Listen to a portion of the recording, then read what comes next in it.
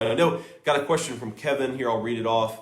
Kevin is curious. How do we stop indoctrination? Look, it's a big problem, but I think that the way that we should understand this is that the left wing indoctrination in our society, it starts somewhere. It's like a cancer, and if you know how cancer works, I'm not a scientist, but my understanding is that basically you get a tumor in one place and you try to cut out that tumor before it spreads all over the body.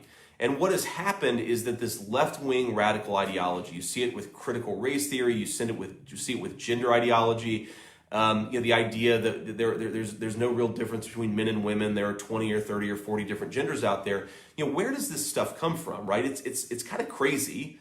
No normal person really looks at at the world and says, I think there are 40 genders instead of 2.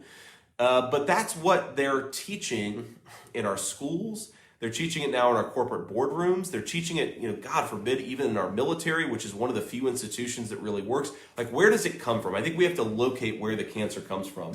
And unfortunately, I think the answer is our universities. The universities are the place where the tumor is located, and it's spreading all over our society. Because, think about it. You hire people. A lot of the people you hire work at a university. If you're a school teacher, you've got to have a 4-year college degree. You get that at a university. Our corporate human resources departments are mainly run by people who went to college. So the colleges filter all this crazy indoctrination out into our entire society. And I think you got to cut it out at the universities. And the good thing is we've got a tool here.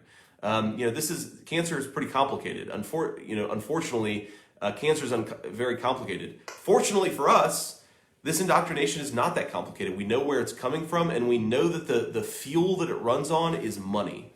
No one is going to pay to have their children indoctrinated. No one wants to have their children indoctrinated. The money comes from taxpayers who are sending it to these universities not knowing that the indoctrination is taking place.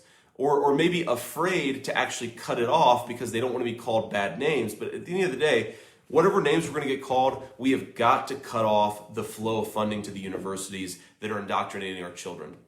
Look, a lot of countries in different parts of the world have basically said, if you want to take federal money or you want to take government money, you need to teach stuff that's in the public interest. And you need to stop teaching, American children that their country is evil and racist and that they should hate it. That's basic common sense. If we're going to spend money on these universities, they should have to teach things that are consistent with our values and with our worldview. Americans are terrified to actually take that step and cut off the money unless the universities stop teaching crazy stuff. It's time for us to do exactly that. We go to the universities, we use the hundreds of billions of dollars that we send to them as leverage, and we say, unless you stop indoctrinating our children, unless you stop indoctrinating our entire society, you don't get another dime of our money. That will stop it very quickly, but we've got to have the willpower to go and actually do it. This is all about courage at the end of the day. We can't continue to give money to institutions that hate us and expect good results out of it.